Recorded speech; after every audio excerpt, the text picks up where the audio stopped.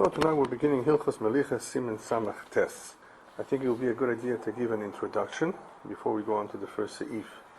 Introduction first, a brief introduction about the tahalich of how to eat. How do we kosher piece of meat? How do we prepare it for consumption?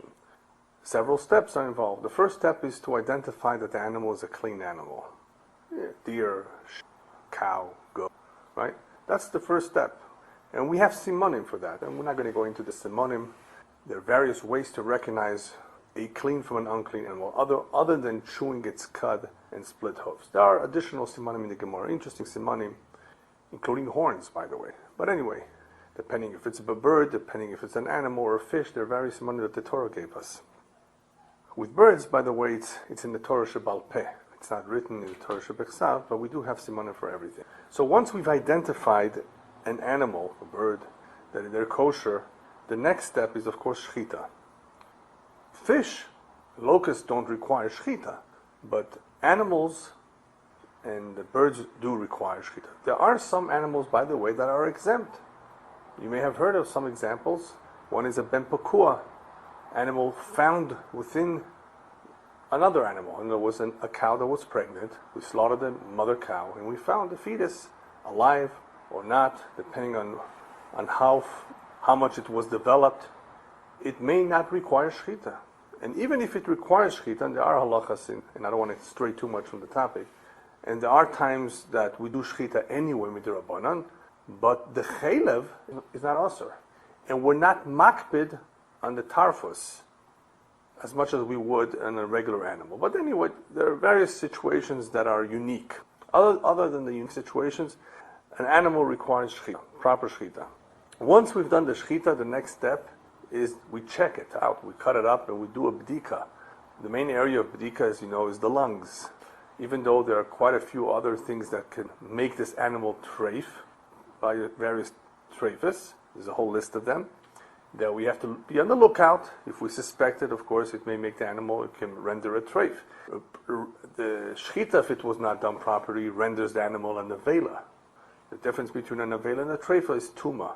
A nevela has tuma, and an animal that was properly slaughtered, but it's not possible for us to eat because of a tarfus. It doesn't have tuma, just not kosher. And of course, we can sell it to the goy, do whatever we found, and give it to the dogs. It's not osur behano or anything like that we've seen in some isur, like in Basar b'cholov. So, assuming that the bdika went okay, and the animal is found to be a kosher animal, what do we do after that? What's the next step? The next step, if you've ever been to a slaughterhouse, you will notice that they rinse the meat. They wash it down. It's important to wash it down because it's full of blood. It's bloody. And after rinsing it down, we go ahead and prepare ourselves to a very important step called nikur. Now, the nikur does not necessarily have to be done at the slaughterhouse. It could be done at the butcher. It could be done in other places. Nikur is a very important part of the preparing the meat for consumption because it involves removing basically 2 or 3 items. Chaylev, the forbidden fats, and certain parts of an animal have forbidden fats. And when I say forbidden fats, I'm not talking about all fats, because obviously there's always some fat in meat that is permissible for us to eat. This chaylev that is forbidden looks different. The consistency, the coloration, it's a little white, and it only covers certain parts of the animal. That has to be removed before we do melicha. You cannot do melicha with the chaylev, otherwise you're in trouble. So nikur, as it's called, or treiberin, as it's called in Yiddish, means removal of the fats, the forbidden fats, and if you follow certain traditions, it also includes removal of the gid hanosha, the sciatic nerve, on both sides of the animal. This is only in animals, not on birds. Don't have a sciatic nerve. And since most Ashkenazim, as far as I know, do not eat the back portion of the animal where the sciatic nerve is, because it involves great effort, and not everybody's an expert. So because of the amount of effort involved and not always having an expert, they basically disallow eating the back portion of the animal. That's left to the goy. Either you don't purchase that portion or you sell it back to him. So you don't have to deal with the gid hanoshe, but you still have to deal with the chelev, a good amount of it. And then there's also the nikur of certain blood vessels, I guess we can call them blood vessels. Chutei dam, as it's called in halacha, the various veins that contain within them blood. Now, what blood are we talking about, by the way? Since we mentioned blood, there's all kinds of blood. There's the blood that comes squirting out, and we'll get into more detail soon what kind of blood that is, but it's the blood that comes squirting out as soon as you slaughter the animal. There's blood sitting on top of all this meat. There's blood within the walls of the meat, in other words, inside the flesh. And there's blood in the blood vessels. There's blood in the various organs. And there's various halachas pertaining to this different kinds of blood. So once we have done nikur and removed the chelev, which by the way, you don't have to remove the chelev from a chaya. So if you shechted a deer, you can have the chelev too. And the reason for that is because the chelev of an animal, like of a cow or a bull, was brought on top of the mizbeach. We did not bring chayas on the mizbeach. No deer was brought as a sacrifice in the mizbeach. So the chelev of the deer is mutter. The dam, of course, is usur.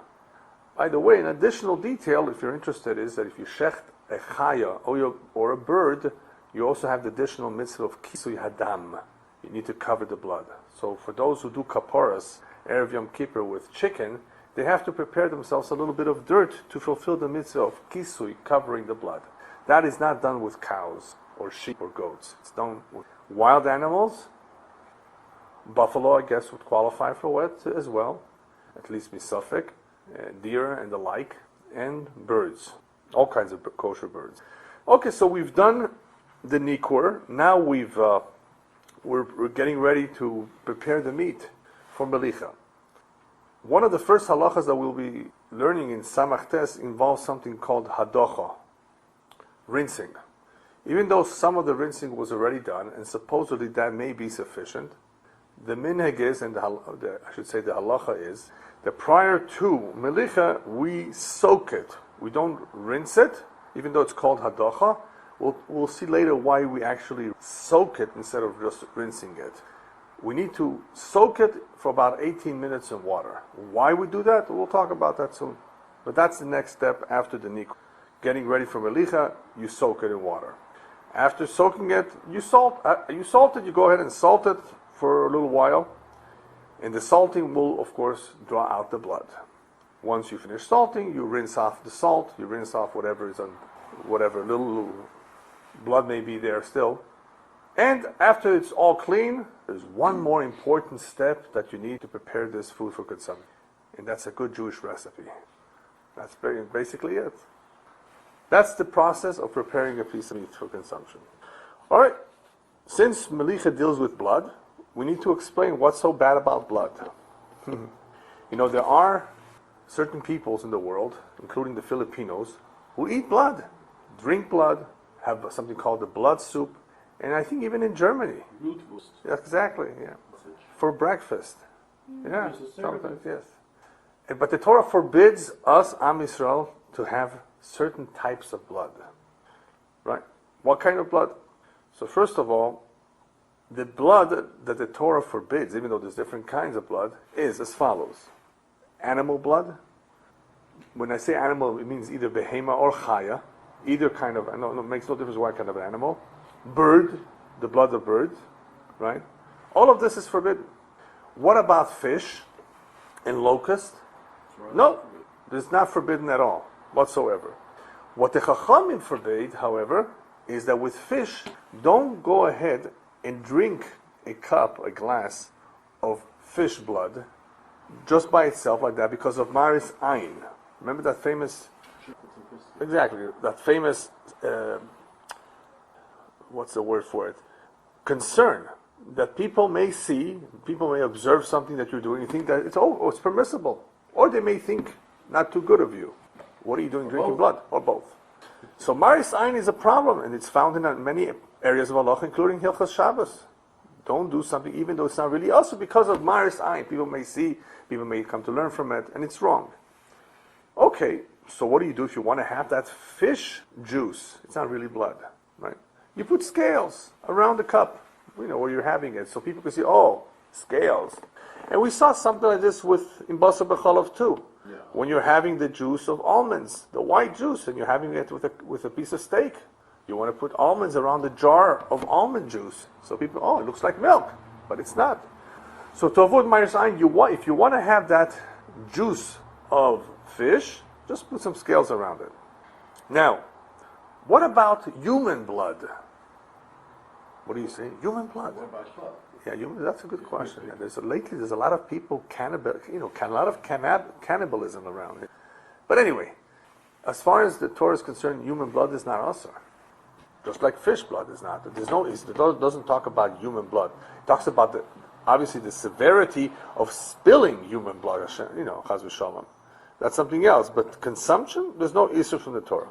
Chachamim midrabanan asur human blood also for the same reason as fish blood, Ma'aris Ayin. In human blood, it won't help you. Why? He doesn't know that it's blood. Yeah. It's scales. He thinks it's fish. You have a point, but it's not emes. as long as he yeah, as long as I guess you do something to point it out that this is not. Yeah, I guess you have a point. Yeah. Anyway, why do we need to know this? Human blood comes in handy. Not that the blood comes in handy, but the halacha comes in handy in case you're bleeding and you had a piece of bread and you see all of a sudden your blood on the bread. Can you eat that blood? And the halacha is take out that little area where there's blood and eat the rest.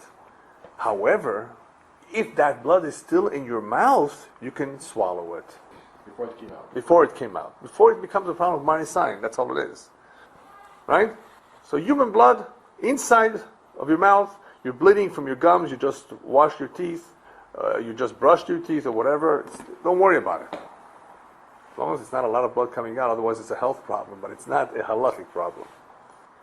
Okay, we have one type of blood left that requires just a little bit discussion because we've already went over it somewhat in Basar B'Cholov, and that's called dam betzim. You see blood in eggs. What do we do now? What do we do with the blood in the eggs? So basically we have two kinds of eggs. And we're talking about, by the way, kosher eggs, not from a non-kosher bird. Kosher eggs, of course. Is the blood a problem? It can be. It depends if a rooster was involved or not. That's basically it. Because if a rooster is involved, as they call them free-roaming chickens, cage-free, and the rooster could be around, the presence of blood in an egg that may have been partially fertilized, of course, is indicative of the beginning stages, the early stages of the development of the cheek. Could be.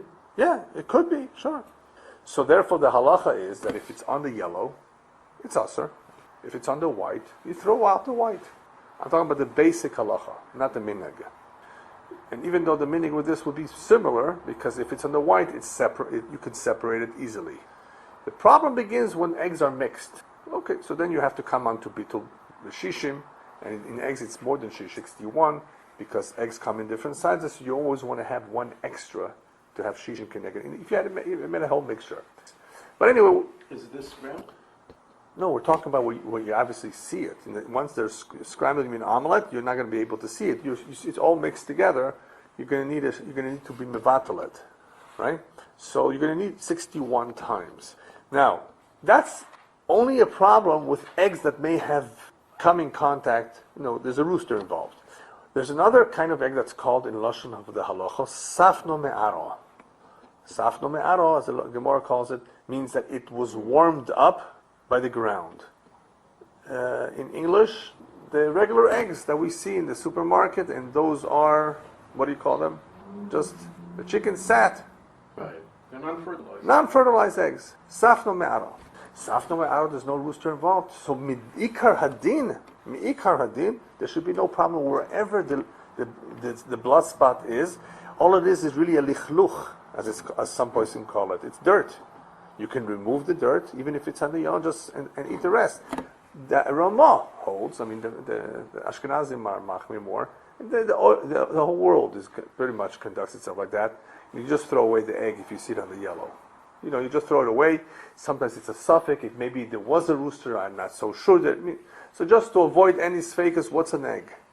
Today it's not a big deal.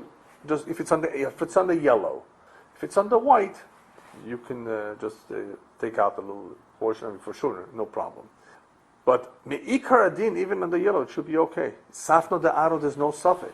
I mean, there's no me'ikar adin, there's no isser. There is a little bit of a suffix, and that's why the minig is to not this. The minig actually is also, the Ramah says, that there's no difference between, we don't differentiate between the yellow and the white when there is a problem of an egg possibly having been fertilized, only because there's a suffix as to where exactly it is found on the white. It could be more of a problem if it's found on one of the edges, in other words, where it actually the fertilization begins. So because there's certain sfekas on eggs that may have been fertilized, even if you find it on the white, if it's one of those eggs, we throw it out. But as far as safno de'aro, the regular eggs that we have today, it's more of just of a chumrah. It's not me'ikar adin. That blood would not really be us. Okay, so now that we saw the various kinds of blood, now let's talk about the blood that is asur in animals, because Ilchas Melicha deals about extracting that blood.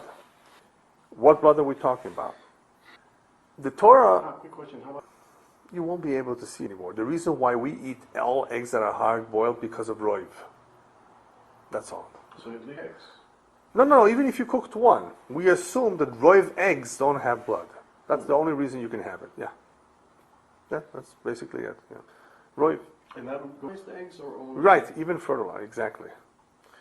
All right, so now that we've come to see that certain types of blood are asur, in Melicha we're talking about extracting that forbidden blood, we have to be able to understand the differences in the various types of blood. The dam that the Torah says is forbidden for animals and birds is dam hanefesh. It's what? Dam hanefesh means the blood with which the animal's spirit leaves it. Maybe, did I translate it okay? As soon as the animal is killed or slaughtered or killed somehow, the dam hanefesh that comes out, that's also min Torah. Not only is it also, it's isur koros. Torah says that the punishment for that, for drinking that blood, dam hanefesh, is koros. It's a very serious sin. Dam hanefesh. What about the other blood that is not coming out, squirting out at the time of the slaughter? It's, you cut up a piece of meat, there's blood. That's called dam ha'ivorim. The blood of the organs, or the limbs. It's not dam hanefesh. There's dam tamtzis also, the blood that comes out after the dam hanefesh, but we're not going to get into that. But dam ha'ivorim is very different than dam hanefesh. There's no chorus on it. What is there? It's still asur. But it's a lav, loisaseh. There's no chorus, but it's still forbidden. So far, what do we know? Makes no difference which blood we're talking about in the Ivorim or the Dam HaNefesh. It's asur, min the Torah. Either it's chorus or it's a loisaseh. However, there's still one more kind of blood. Yeah. Huh? The first? First of the revealed of the dam. Yeah. That's Exactly, yeah, but not. But you're defining it even more. You're being more specific about the dam hanefesh. Right. I'm talking about now the dam that's inside the meat that we're going to be extracting with the salt. That's not dam ha'ivorim.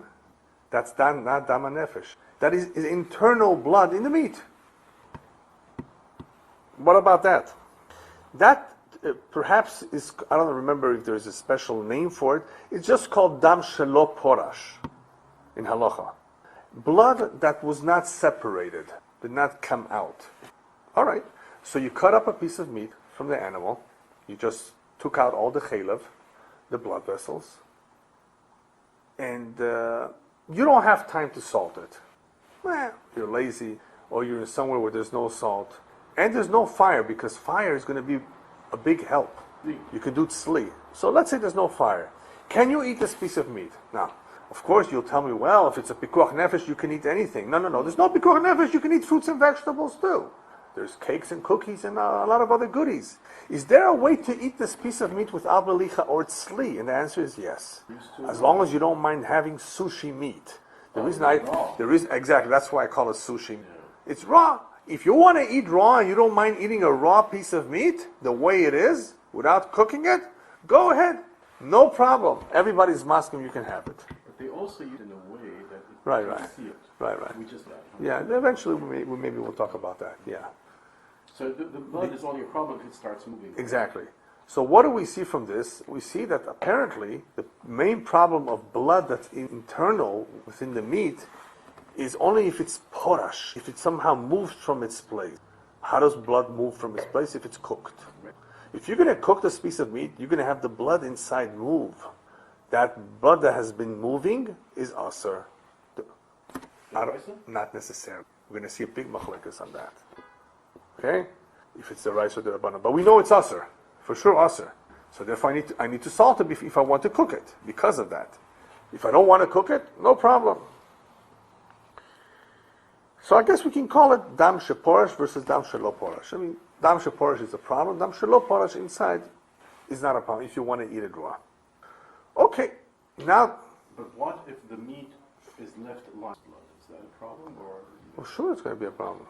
Yeah, with that, kovush kemevushal. We run into problems like that. Later on, kovush is going to be a problem. If you take this piece of meat, even without salt and not cooking it, and you just leave it soaking in the water for overnight, you got a big problem right now with this piece of meat. In water, but what if you just and put it in the freezer? Okay. Put it in there Yes, you can. without a problem. Then take it out. How do they transport meat from across the country here? They might salt it. No. Okay, you're right. But if they didn't salt it, there's a problem. You have to do it within 3 days. Unless you freeze it or unless you soak it continuously. 3 days. Yeah, meat that is frozen, is okay. So eventually we'll get to that. These are the various halachas that we need to be familiar with, so that we know if what we're doing is right or not. These are actually relevant halachas. They happen all the time. Yeah, a piece of meat that wasn't salted, it could be a problem. The only choice you may have is to make tzli out of it and not cook it if it wasn't. So we'll see. That's what the melicha is all about. Hilchos melicha. We'll see the various scenarios. You Yeah. freeze meat, salt. Right. There's really nothing done. Yeah, there is. There is. Yeah, it has to be defrosted, and then you can start the process then. Yeah, that's what we're going to be doing. We're going to be going now, in the next few minutes, into the process of salting. What does the salt actually do? Why is hadacha necessary? Which is what the first seif is all about. Very important seif. The first seif in Melicha talks about hadacha, the different kind of hadacha. Hadacha which is right before the salting. Not the hadacha that I mentioned earlier, which is right after the slaughtering. Even though they're similar, this one is a little bit different. We'll see why in a moment. So now that we've determined that we want to get this blood out because we want to cook it. If you want to cook this piece of meat, you got to get the blood out. Dam sheporash is osur. Is melicha min Torah or midrabbanan? Well, you might say it's min Torah, right? I mean, you got to get the blood out. The blood is osur, but we said that the blood inside is not really osur, right? It's only asur if it moves. Yeah, but if you're going to cook it, it's going to move.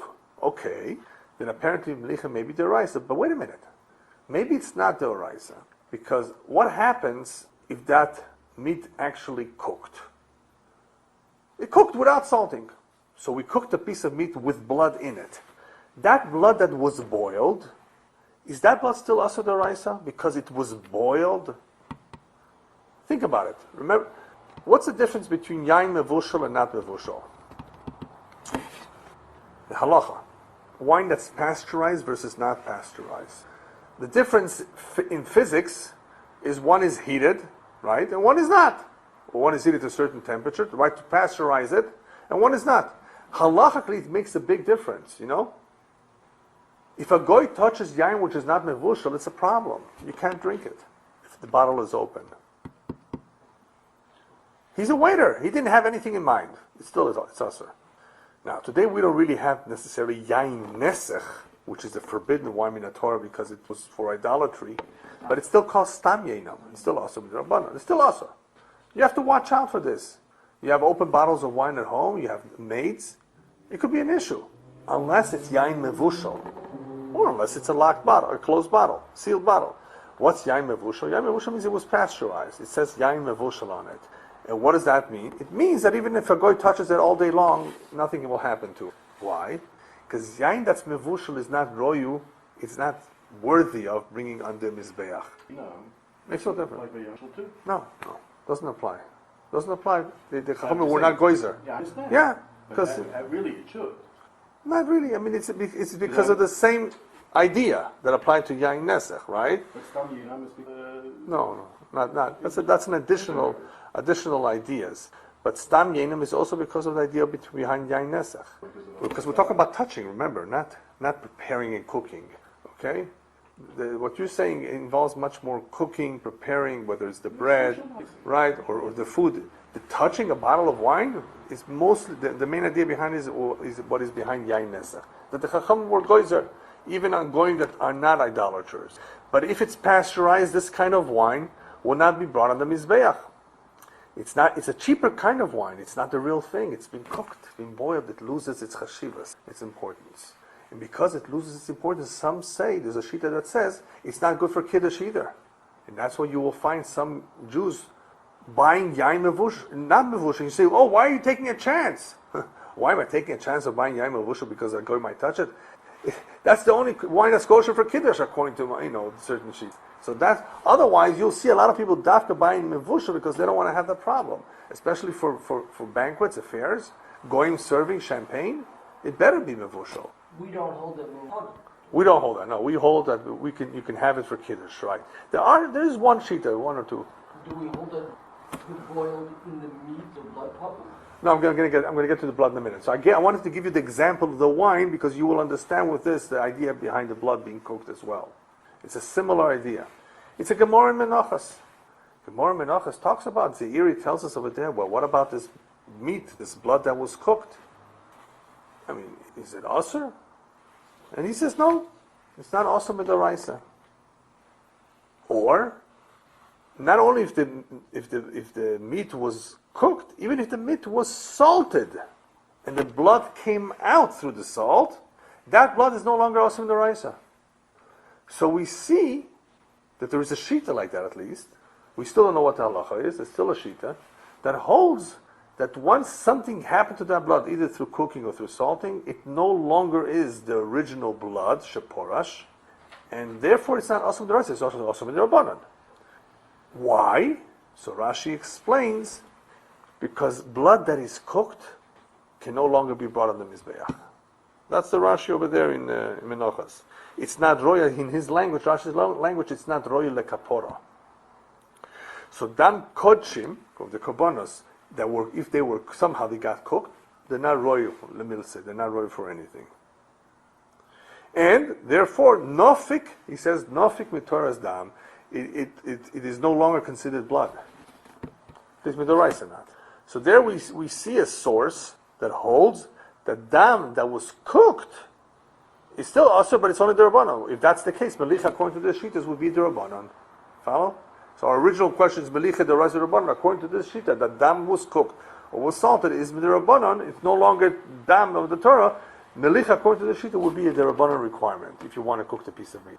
So now, you're allowed? No, it doesn't. No. We just learned. No, it doesn't say that you should do that. Nobody says that you go ahead and cook it. So if you want to eat it, you have to remove it anyway. This is dam that's asur, right? And the problem is, once you cook it, you will see later, you won't be able to easily remove it with salt. And you won't be able to. The shita wants to be a problem. No, it's still an isur midrabanan. It's not a doraisa anymore. Dam that was cooked, nofik mitoras dam, it's no longer considered dam in the Torah, but it's still isur midrabanan. Yeah. So therefore, that's a question right now. Is it a doraisa or derabanan? So this shita says it's a derabanan. You cooked it; it's no longer called blood. If you look at Rashi himself, Rashi still holds you still chayav kares on that, apparently, and so does the Rambam. If you look closely at the words of the Rambam, it appears that nothing really happened. That this is still real blood, same kind of blood, whether you cooked it or not. So we obviously are concerned. I mean, there are some shittas who hold it as doraisa. So it's not so sure. The maskana is not so clear from the Gemara alone if it's a deraisa or derabanan. But anyway, either way, deraisa or derabanan, you have to salt it if you want to have this, if you want to cook this piece of meat. Halacha lemaisa, if you want to actually the Rishonim, Tosfos, I think the Rosh, the Rashba, the Ra'ah, the Ran, the Sefer Truma, they all hold that it's only also midrabanan. So I think it's the vast majority of Rishonim who hold that it's really the Rabbanim. But we're concerned.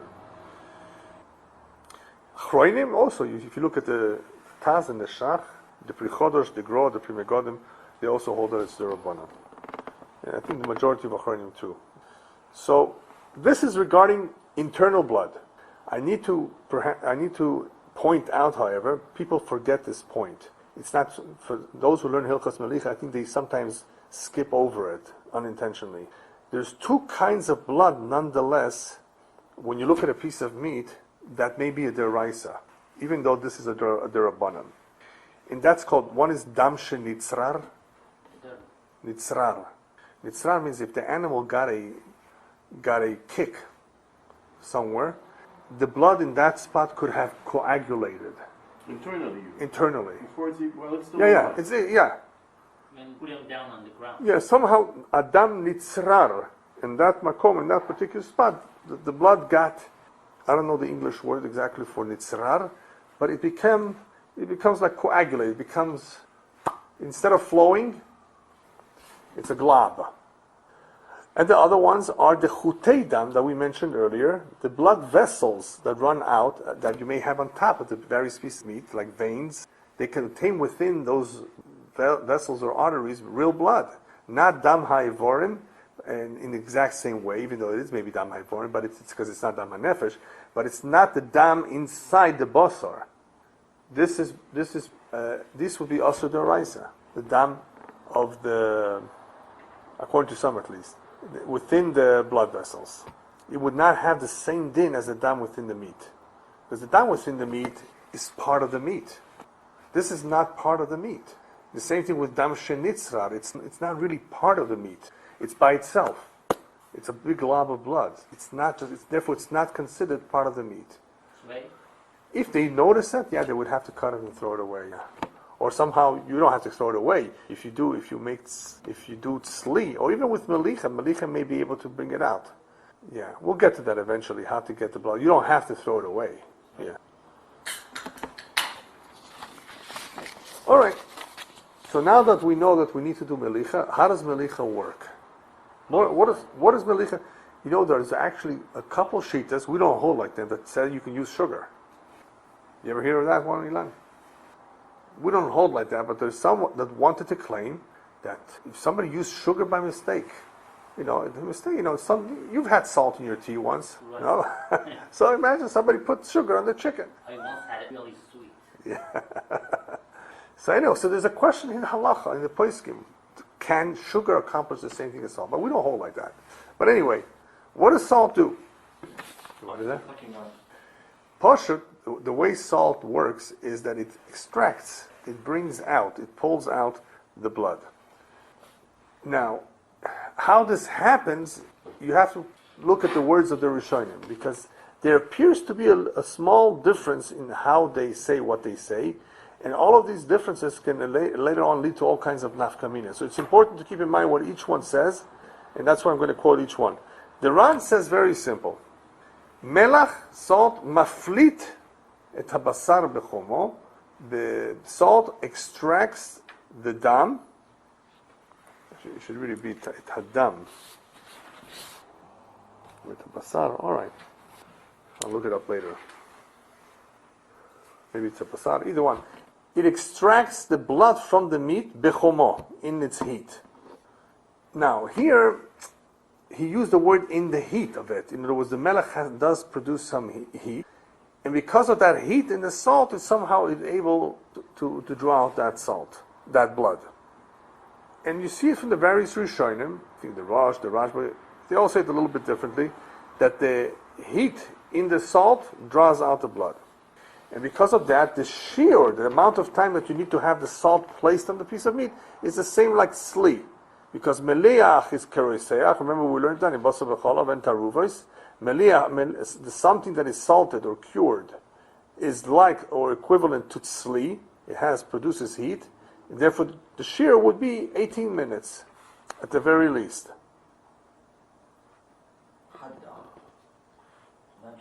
No. Yeah, so far no. The main thing is that I pointed out is because the Ran uses the word bechomo in its heat. The Chavas Das has a big problem with that, and I'll point it out in a minute. Why did he have to say bechomo? Because he claims it's misleading, and I'll tell you why. He has a point. But so far, all we know is that somehow the heat of the salt brings out the blood. even though I said 18 minutes, there is different shi'urim also, depending on what we're talking about. Are we talking about taking the blood out or having something being absorbed back into the meat? As we learned in Hilchos Taaruvot, it all depends if it's sitting in it or if the two pieces of meat are touching each other. It all depends on what is happening. If it's tzir, if it's choymes, if you remember that, if it's the brine, if it's vinegar. Salt is soft. Yeah, but the salt that's used for salting is the thick salt, right? The very thick salt, yeah. So the Chavas Das has a problem with the Ran's words, because the Ran, even though he's describing to us that basically salt will accomplish what we all know, is to take out the blood, he has a problem with the word heat, because it appears from the Ran's words that the Ran is comparing this exactly to the concept of Meliach Keroseach. The famous concept that Meliach is heat, and because of the heat involved in salt, something salty, it can make blood or other isurim being absorbed into another piece of meat. That's what Meliach Keroseach means, right? You don't need cooking, you don't need sli. Even if you have something salty, a piece of meat with another piece of meat, one treif and one kosher, you remember we can have a problem with that if they're touching. Basar b'chala, remember touching. Cheese and Meliach has this power of taking from one and absorbing into the other. So the Chavas Das says that he has a problem with this. He says that cannot be the concept here of Melicha, because we know that there is a man d'Alma that holds in the Gemara, Meliach is not Keroseach. Not everybody holds Meliach is Keroseach exactly. He would still hold that salt has the power to extract blood.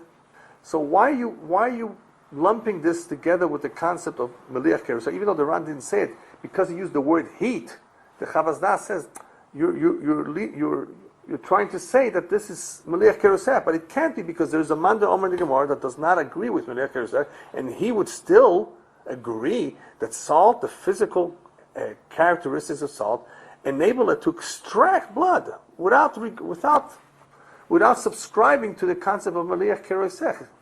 And look at the Mechaber himself. Later on, you will see in Siman Ayin that even though here in this Siman he holds that if somebody did not rinse this piece of meat before he did Melicha, the whole piece of meat is asur. Later on in Siman Ayin, when he speaks about the other kind of Melicha, he says that it only asks kedei klipa. If here he asks the whole thing, why would he ask over there kedei klipa? Because they're two separate concepts. Over there it's Meliach Keroseach. He holds Meliach Keroseach, remember, is only a kedei klipa, unless it's a davar shaman and things like that. But Meliach Keroseach only penetrates so far. You have a salty object next to something else. Yes, it will penetrate. The salt will a little bit. But here, if you did not soak this piece of meat and you salted it anyway, we will see a machlokes here. What happens then?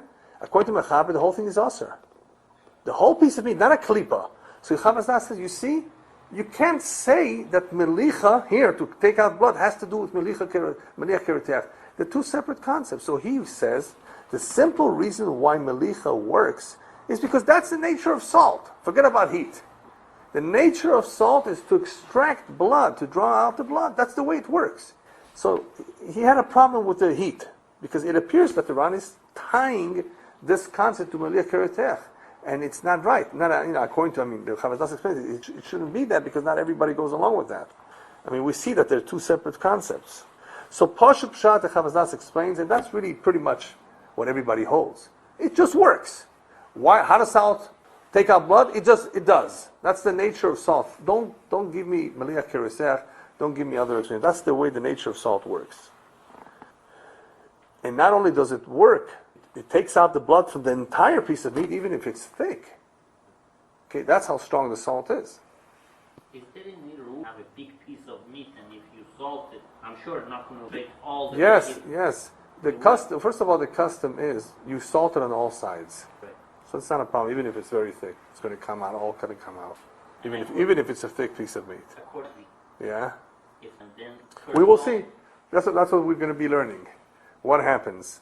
If somebody did not do something right, he didn't do Melicha right, he didn't rinse it, can he still fix it?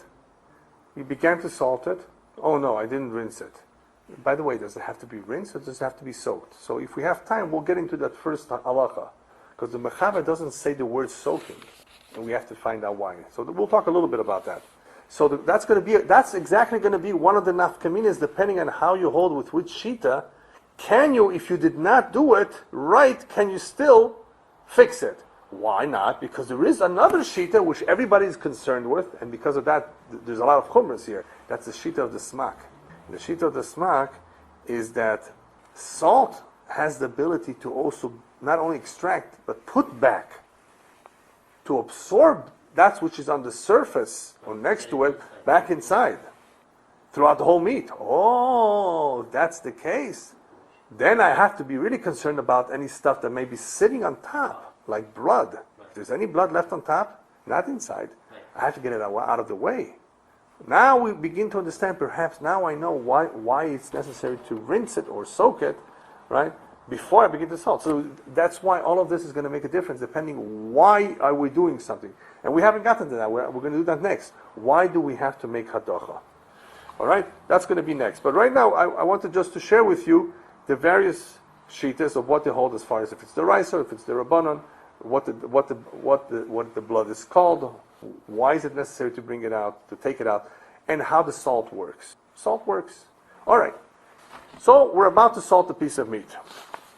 So Mechaber says in Sif Aleph, and I'm just going to read the Mechaber, and then we'll get into the explanation, that Tzorech ladiach habasa koydem melicha, you have to rinse.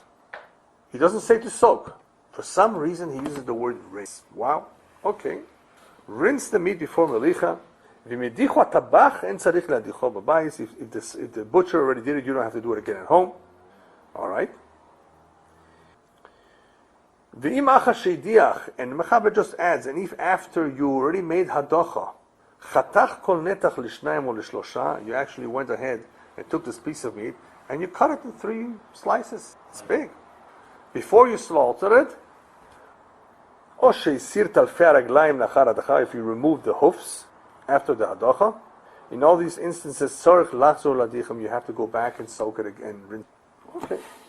So what's happening here? Why do we need to rinse or soak the piece of meat before melicha? And on that, everybody who learns Hilchas Melicha, this is pretty much one of the first things we went through a whole introduction. One of the first things he learns, whether you're learning for a smicha or for you're learning taking a shir, is that there are basically 3 shitas of why hadacha is necessary before melicha. There's more, but the other ones, 4th and the 5th shita, are similar. That's why we're not going to mention each one. There are basically 3 shitas. The Gemara brings this down, that before melicha, you meidiach the basar, you have to rinse the meat. So the Rishonim wrote various reasons on why we need hadacha. The Ran says, this is a very important idea. In other words, because of this Ran, you will see that we do things differently than what the Mechaber just says. The Ran says, listen, you want the salt to work? You got to soften the meat. Meat is tough. What will soften the meat to allow the salt to work? Soak it in water for 30 minutes. You didn't have 30 minutes, you did it for 18, 20 minutes. Okay, the diabet, that's fine too. You got to soften the meat. Mr. Shem, next week, Bli Neder, we'll talk about what happens if you live in Siberia and you only have cold water. Can you use cold water? That's a question in Halacha. Cold water, will that soften the meat too? So let's leave that for next week. Otherwise, it's too much information at once. Because what we want to accomplish right now is to soften the meat. Yeah. Yeah. Sometimes the has the departments, the Melicha. Right. Okay. Right. And sometimes what you're saying is you only have cold water. Exactly. I was giving an extreme example. Even in our climate, you may have cold water, but this cold water is not so cold. Not in this part of the country. Cold means northern. Yeah, Hamadan in the winter. Anyway, not Shiraz. Okay, you see, big difference. Huh? So anyway, so we'll talk about it later. We'll see what the possible problem may be. So the first explanation, very important explanation, is to soften the piece of meat that the melicha should work. The Mordechai, also Rishon, brings his own opinion, but he also brings a Yesh Oimrim. The Yesh Oimrim that he brings is similar to the Ran. Yeah, that basically it's to prepare the meat for the salt to work. Approximately, that's what it is. In order for it to work, you need to soak it. Now, the Shach who brings these two appears to be saying that they're the same Shita. Okay? And the Pri Megadim says, no. They're not the same Shita, even though they appear to be.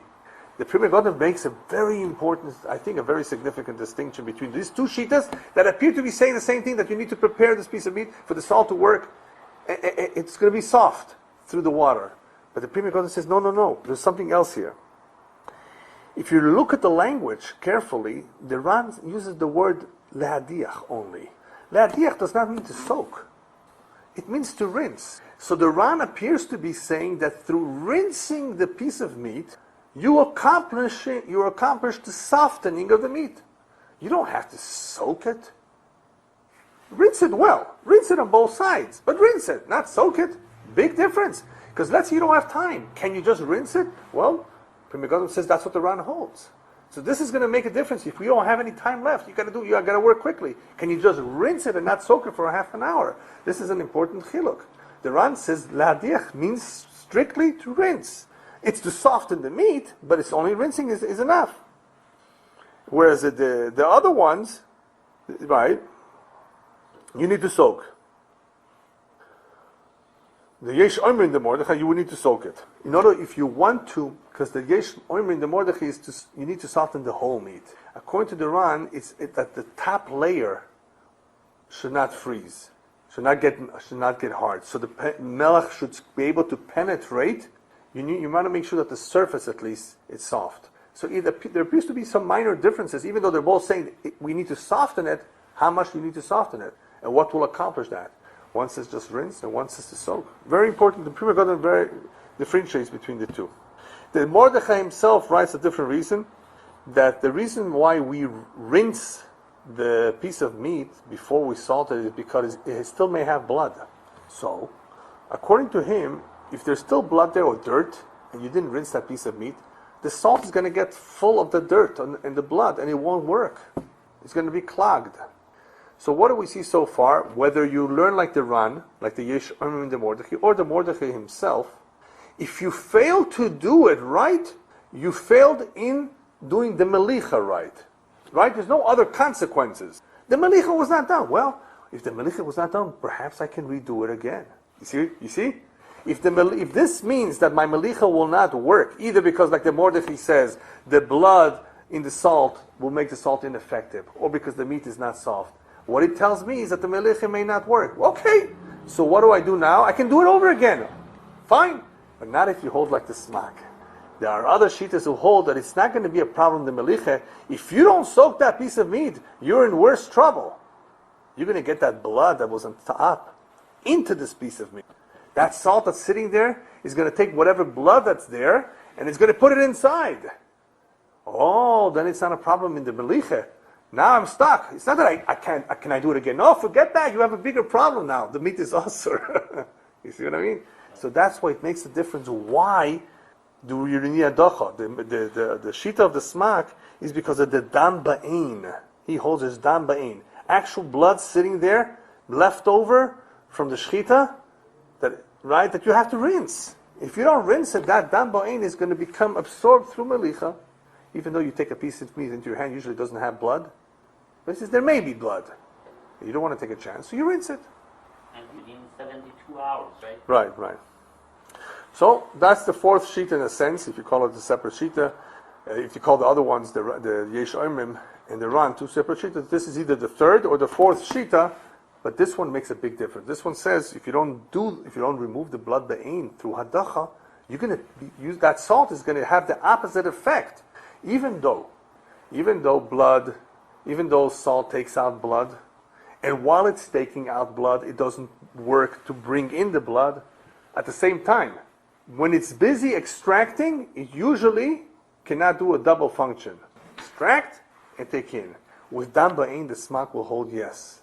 Even though blood usually takes out, even though salt usually takes out, This salt will also take in, and not only will it take it will take it in at the same time that it's taking out the other blood. Even though usually that doesn't happen with ordinary blood, with dam ba'in it will happen. So that's the big chiddush in the smak. The smak is concerned and says the salt will work in a different way that it ordinarily works. It will also put it in when it usually does not do that. It usually takes out. And it will also put in at the same time that it's taking out. Because that's what will happen with dam ba'in. So if that's the case, you need to do hadacha.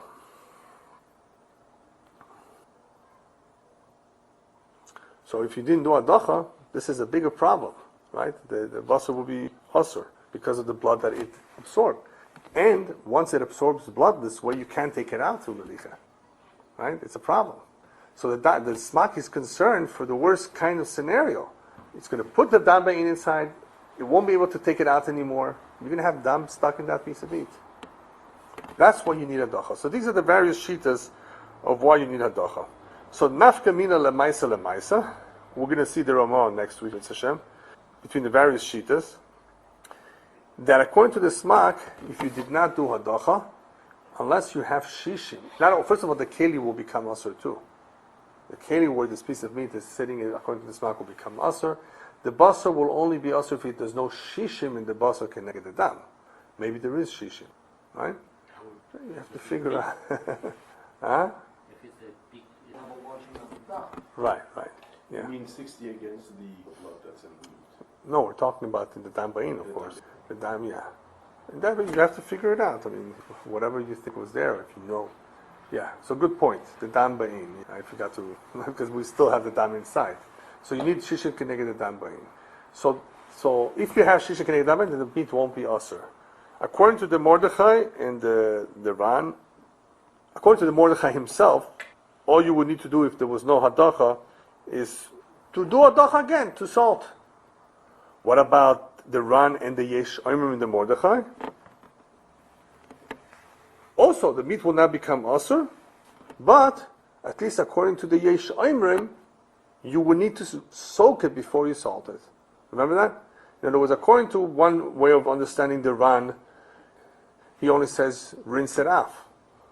According to the other way of understanding, according to the second sheet of the Yesh Oimrim, it's not just rinsing, it's soaking. So either way, you would be able to do it again. So that's a big difference. Because as the Ramah says, Im lo asa kain, if you did not, for example, rinse it, when you cut the piece of meat, again, when you're supposed to rinse it, kelo hudach klal. It's like you never rinsed it to begin with, because when you cut a piece of meat, blood comes out again. You haven't salted it yet, right? By the way, some of that blood that comes out is called mohel. Yeah. Huh? Yeah. That's not asur, right? But initially, what comes out is blood before you salt it. So that's why he says we need to re-rinse it. I don't want to mix the Yeah. The liver also, you first wash it and then liver. Liver is not a problem because liver you always you're gonna do sleep probably too. Yeah. You can't roast it, can you? No, you can't. That's why we roast it. Can't salt But the minig is to put a little salt on it. Right. So anyway, so this is an important point that that he says if you did not do it, kilo hudach klal. You get all or just when you do the... No, you don't have to wait. That's all. No. So anyway, this chiluk of whether if something was rinsed or not rinsed, whether it was initially or after you cut the piece of meat, will make a difference depending on how you hold. Remember, if the whole idea of hadacha or shriya is just to soften the meat, right? What's the big deal if you cut the piece of meat? The meat is already soft anyway. Understand? The only problem is that perhaps now I have the additional reason, now that the blood came out, I also have the additional reason right now of the smak that I need to be concerned about. That the salt will take it back inside. Because as far as I'm concerned, the meat is already soft. Right? Now, in the other case where you didn't cut it, you just forgot to be mashre, the chilik, the big nafkamina will be, can I still fix it? The vast majority of shita say you can still fix it. You can still go ahead and remove the salt, go ahead and soak it, soften the meat, right? Or according to the Mordechai, remove the dirt, whatever is there, and then re-soak it again. And then re-salt it again. Re-salt it again so they should be able to extract.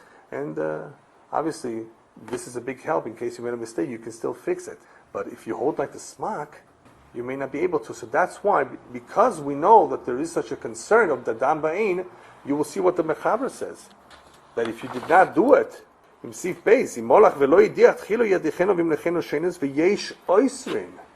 say you can't. Why? Well, now you know why. Because we have this concern. If there was dam ba'in. So anyway, our grandmothers used to know how to do this. They had their kelim underneath the sink. You don't have to worry about it. You don't have melicha in the kitchen. The butchers even today are barely doing any melicha, but it's still important to know the halacha. So Mitzvah Hashem, we'll continue next week.